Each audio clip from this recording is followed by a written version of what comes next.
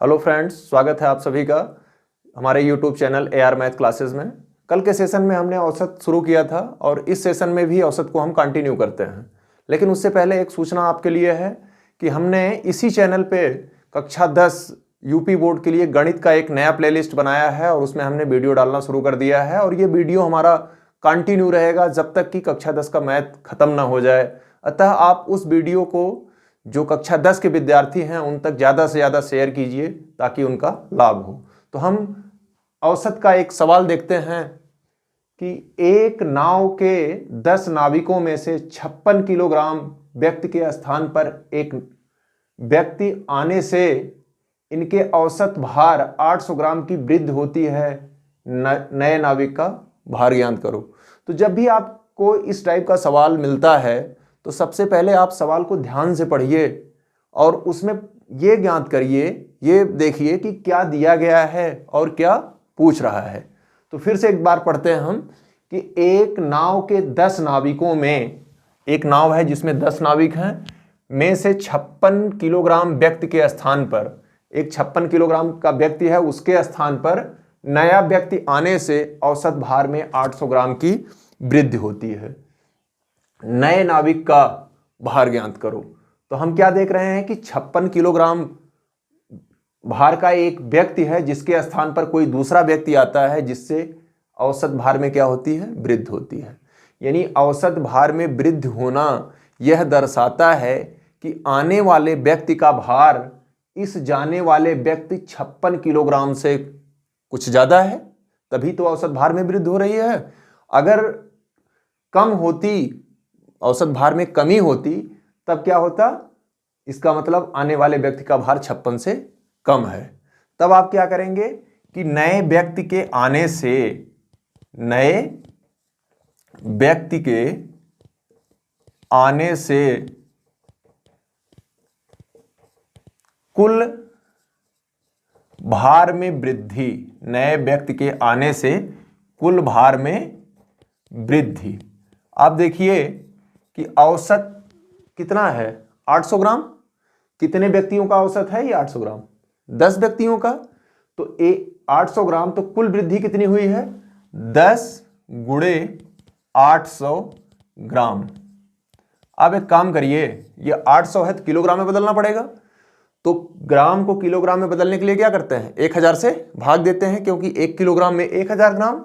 तो आप जब 10 गुणे 800 भागे 1000 करेंगे तो अब ये क्या आ गया, किलोग्राम आ गया। 1 0 फिर 0, ये इससे बराबर कितना आ गया, 8 kg। यानी जो नया व्यक्ति आया है उसके कारण भार में कुल कितनी वृद्धि हो गई है, 8 किलोग्राम। तो 8 किलोग्राम भार में व्यक्ति वृद्धि हुई है व्यक्ति के आने से। और गया कितना था, 56 किलोग्राम वाला व्यक्ति गया था, और जो दूसरा व्यक्ति आया जो इससे ज्यादा था उसके आने से 8 किलोग्राम भार बढ़ गया। यानी आने वाले व्यक्ति का भार, आने वाले व्यक्ति का भार, तो आने वाले व्यक्ति का भार बराबर कितना हो जाएगा, 56 का गया था और 8 की वृद्धि, कितना हो गया, 64 किलोग्राम। आई होप ये सवाल आपके समझ में आ गया होगा। एक सवाल बस इसी और देख लीजिए यहीं, कि अगर यही सवाल ठीक इतना होता कि एक नाव के 10 व्यक्तियों में से 56 किलोग्राम व्यक्ति के स्थान पर नया व्यक्ति आने से इसके भार में ये वृद्धि की जगह अगर कमी होती, वृद्धि की जगह क्या होती, कमी होती, तो नए नाविक का भार ज्ञात करो।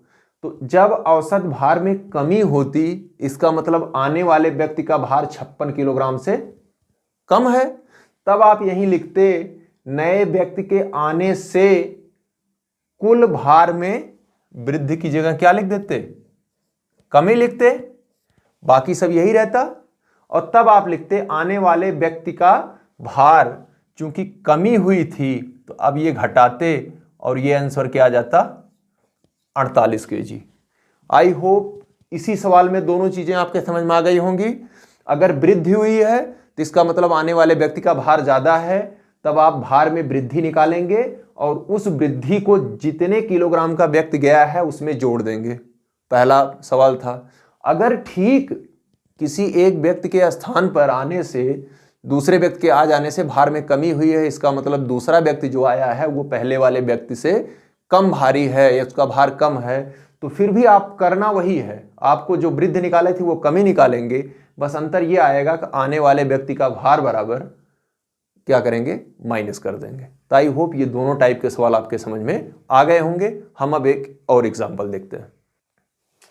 देखिए एक और सवाल है, इस टाइप के काफ़ी सवाल परीक्षा में पूछे जाते रहते हैं, तो आप देखिए इसको ध्यान से कि 11 परिणामों का औसत 50 है। यदि प्रथम 6 परिणामों का औसत 49 और अंतिम 6 परिणामों का औसत 52 है तो छठा परिणाम याद करो।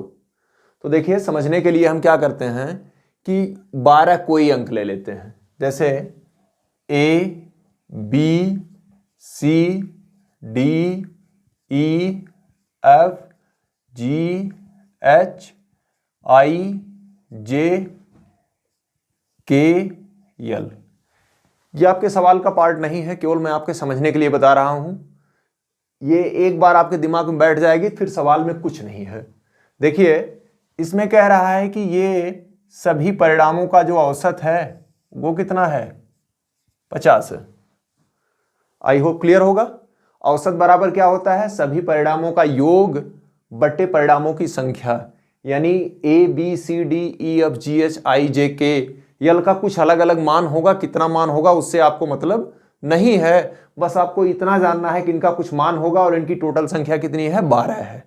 अब ये कह रहा है कि सभी 12 परिणामों का औसत जो है वो कितना है, 50 है। अब देखिए कह रहा है कि प्रथम 6 परिणाम 1, 2, 3, 4, 5, 6, ये पहले 6 परिणाम, इनका औसत कितना है, 49 है। और अंतिम 6 परिणाम 1, 2, 3, सॉरी 11 परिणाम है, हमने 12 लिख दिया। ये देखिए 11 परिणामों का औसत कितना है, 50 है। प्रथम 6 यानी F तक, कहां तक, F तक। और अंतिम 6 1, 2, 3, 4, 5, 6 यानी F से फिर शुरू हो रहा है यहां तक, इसका औसत कितना है, 52। अब आप ध्यान दीजिए सूत्र क्या होता है आपका, औसत बराबर परिणामों का योग, परिणामों का योग बटे परिणामों की संख्या। यह आपका औसत का क्या है, सूत्र है, परिणामों की संख्या। आप ध्यान दीजिए ये जो F है वो पहले 6 परिणाम में भी सम्मिलित है और अंतिम 6 परिणाम में भी सम्मिलित है। अगर हम पहले 6 परिणाम का योग निकाल लें और अंतिम 6 परिणाम का योग निकाल लें तो टोटल कितने परिणाम हो गया, पहले 6 अंतिम 6, टोटल 12, जबकि टोटल दिया कितना है, 11। देखिए 1, 2, 3, 4, 5, 6, 7, 8, 9, 10, 11 दिया है। आपने पहले 6 और अंतिम 6 निकाला, कितना आ गया, 6, 6, 12 आ गया। अब आप सोचिए कि 11 दिया था और आ कितना गया, 12। 12 क्यों आया, क्योंकि F पहले में भी है दूसरे में भी है, यानी F 2 बार जोड़ा गया है। तो आप क्या करिएगा कि एक बार आप सभी परिणामों का 11 परिणामों का औसत निकाल लीजिए। तो परिणामों का योग, औसत दिया है, संख्या दिया है, तो परिणामों का योग बराबर हो जाएगा औसत गुणे परिणामों की संख्या, यानी ये सूत्र आ जाएगा। हमने आपसे कहा था कि याद करने की जरूरत नहीं, केवल एक याद करिए। तो परिणामों का योग बराबर औसत गुणे परिणामों की संख्या, परिणामों की संख्या, ये सूत्र है। ये आपको याद करने की जरूरत नहीं है अलग से, बस ध्यान रखिएगा, पक्षांतर कर लेना है। परिणामों का योग बराबर औसत गुणे परिणामों की संख्या। अब ध्यान दीजिए कि क्या कहा है कि 11 परिणामों का औसत 50 है। तो 11 परिणामों का योग, 11 परिणामों का योग बराबर होगा डायरेक्ट औसत कितना है 50 और संख्या कितनी है 11, ये बराबर कितना हो जाएगा 11 पचे 55। ये 550 जो है 11 परिणामों का योग है। अब देखिए प्रथम 6 परिणामों का योग, प्रथम 6 परिणामों का योग, प्रथम 6 परिणामों का योग बराबर होगा, योग बराबर क्या होता है औसत। तो प्रथम 6 परिणामों का औसत कितना है 49 गुणे 6, क्या आ जाएगा 6 9 54, 6 चौके 24 5 29, 294 आ गया। अब फिर अंतिम 6 परिणामों का योग, अंतिम 6 परिणामों का योग, अंतिम 6 परिणामों का योग बराबर औसत अंतिम परिणामों का कितना है 52, फिर 6 कितना हो जाएगा 6 दूना 12 और 6 पंचे 30, 30 1 31, क्या आ गया 352 आ गया।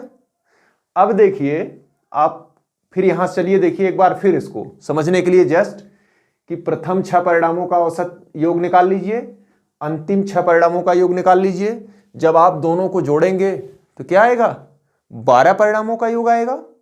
और अब 12 परिणामों का योग पता है और आपको 11 परिणामों का योग पता है।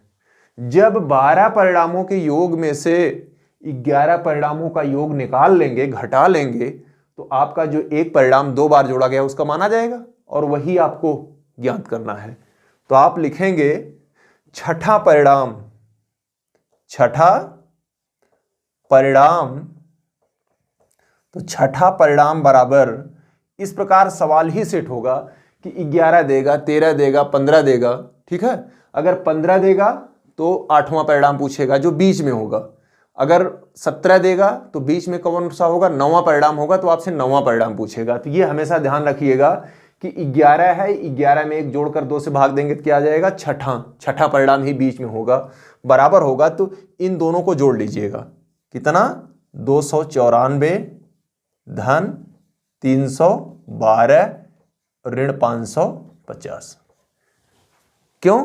क्योंकि पहले 6 परिणाम का योगफल धन अंतिम 6 परिणाम का योगफल ऋण 11 परिणामों का योगफल, और यही बराबर क्या होगा, इसको इधर हल करते हैं, ये बराबर आ जाएगा 4 2 6, फिर 1 9 10,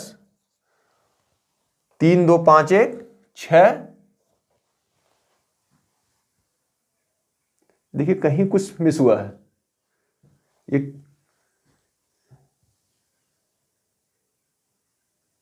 गलती हुई कहीं। देखिए 6 9 54, 6 चौके 24 5 29, और ये 52 है, तो 6 दूनी 12, 6 पंचे 30 1 31। इन दोनों का योग हमेशा 550 से ज्यादा ही आना चाहिए। तो देखते हैं फिर से, अच्छा हाँ 3 2 5 1 6 होगा, सॉरी सही है। ये देखिए आप, हमने योग में गलती कर दिया था। 2 4 6 9 1 10, 3 2 5 1 6। अब 606 में से 550 घटाएंगे तो कितना आएगा, ये आएगा 6, एक उधार होगा 10, 10 में से 5 गए। इस प्रकार छठा परिणाम कितना है 56 है। आई होप ये आपके समझ में आया होगा। फिर भी हम एक बार आपको फिर बता देते हैं कि ये जो परिणाम है ना, ये हमेशा विषम में ही देगा इस टाइप के सवाल में, चाहे 11 दे, 13 दे, 15 दे, 25 दे, कुछ भी दे, उसमें जितना ये देगा उसमें 1 जोड़ेगा और फिर 2 से भाग देगा। जैसे मान लीजिए अगर आपको 17 परिणाम देता तो ये कहता कि प्रथम 9 परिणामों का औसत इतना है, अंतिम 9 परिणामों का औसत इतना है। ये सवाल ऐसे पूछता। तो इसका सीधा सा फंडा है कि आप एक बार पूरे का योग निकाल लेंगे, पूरा कितना परिणाम था 11, तो एक बार आप क्या निकालेंगे 11 परिणामों का योग।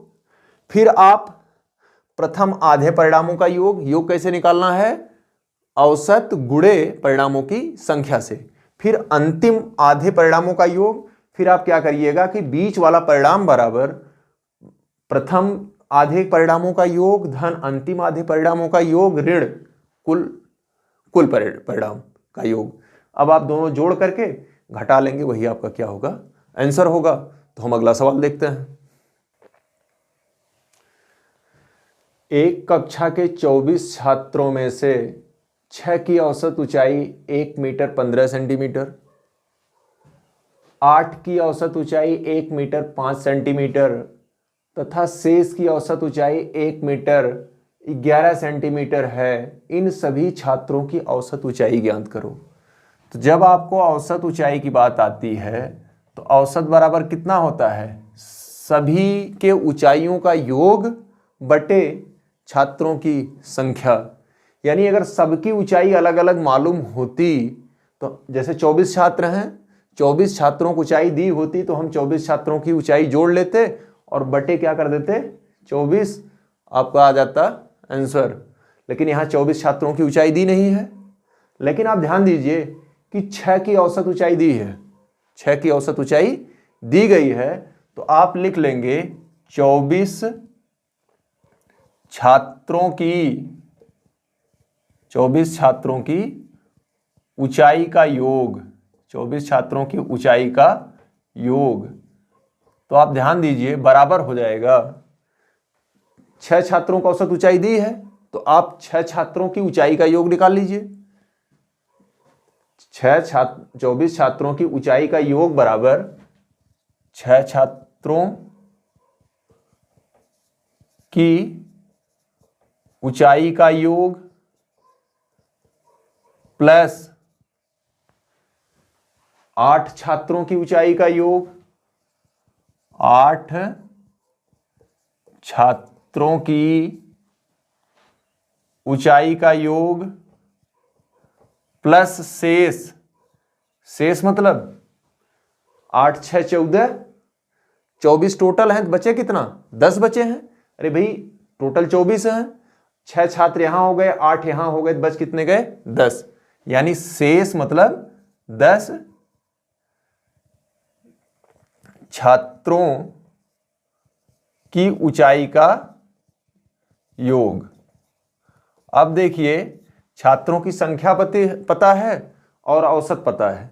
जब छात्रों की संख्या और औसत पता है तो योग बराबर क्या होता है, औसत गुणे संख्या।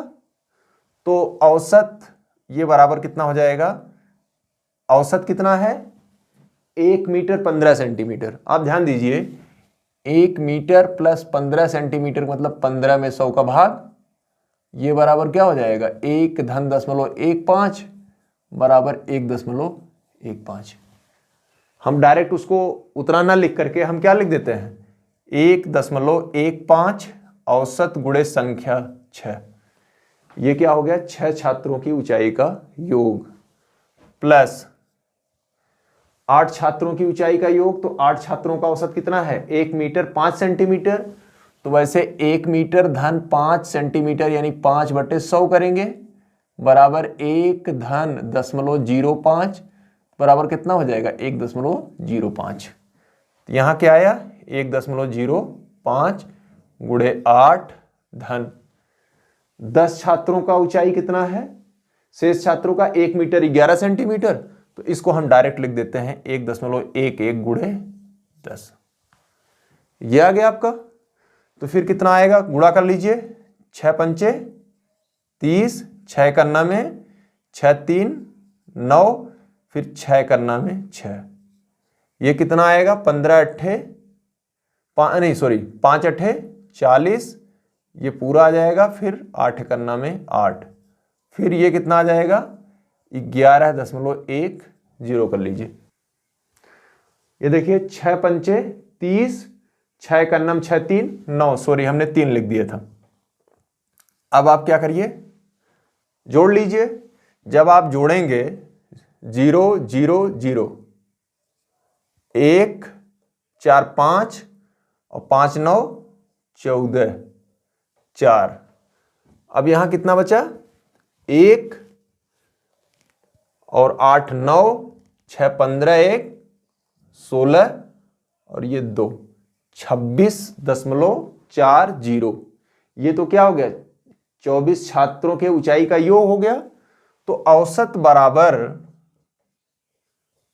बराबर योग बटे संख्या, योग बटे संख्या। तो योग कितना आया है, योग आया है 26.40 और संख्या कितनी है छात्रों की टोटल 24। अब आप 26.40 में 24 से क्या करिए, भाग दे लीजिए।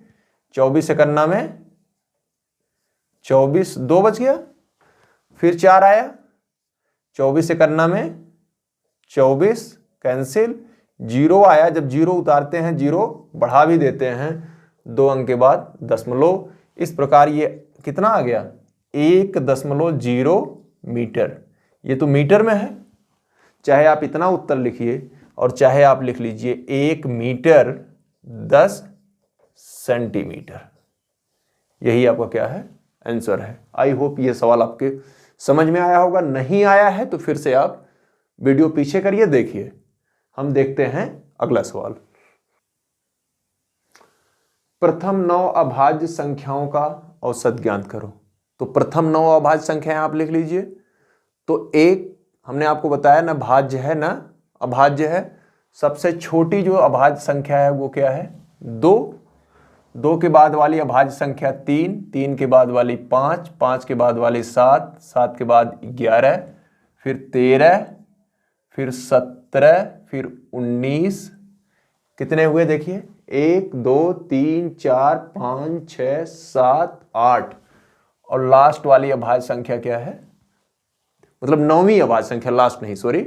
तो यही 9 अभाज्य संख्याओं का औसत निकालना है। तो आपको पता है कि औसत के लिए क्या करते हैं, औसत बराबर होता है योग बटे, जो सूत्र है औसत बराबर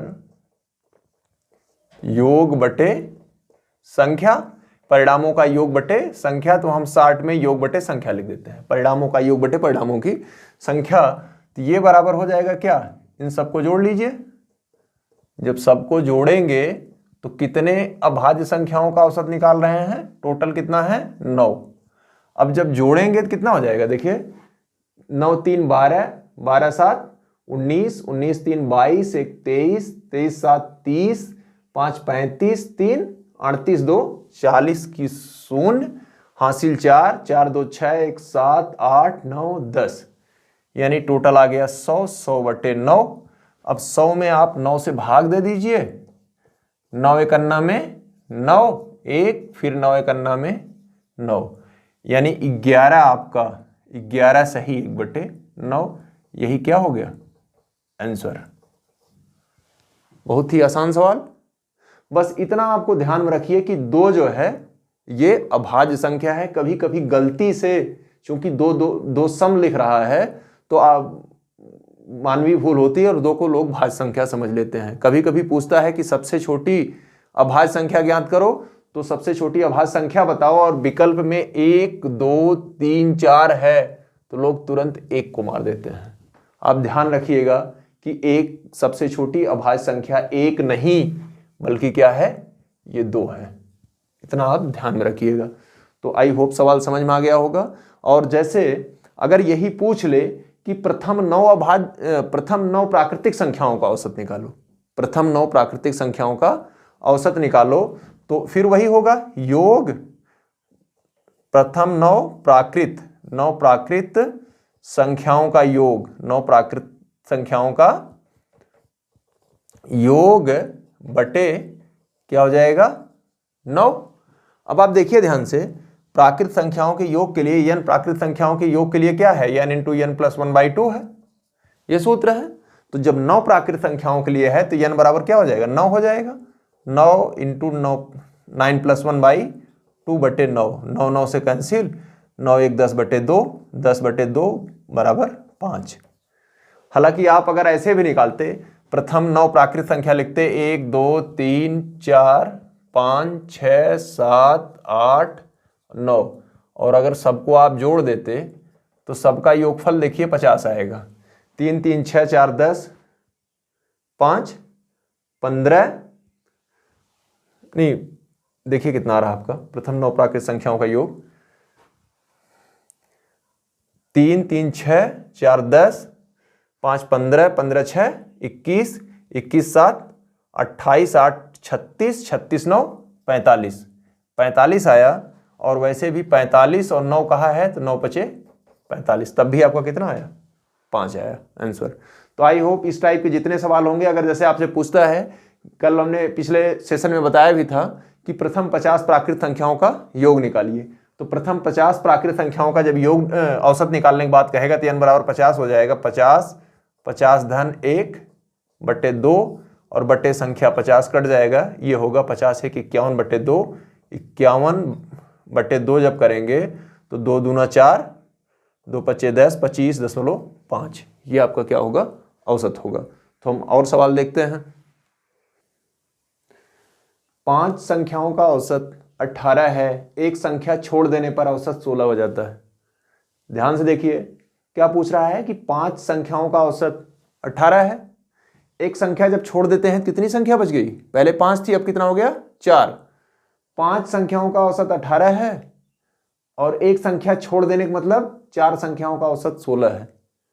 पहले पूछ रहा है छोड़ी गई संख्या ज्ञात करो, पहले 5 संख्याओं का औसत 5 संख्याओं का योग निकाल लो और फिर 4 संख्याओं का योग निकाल लो।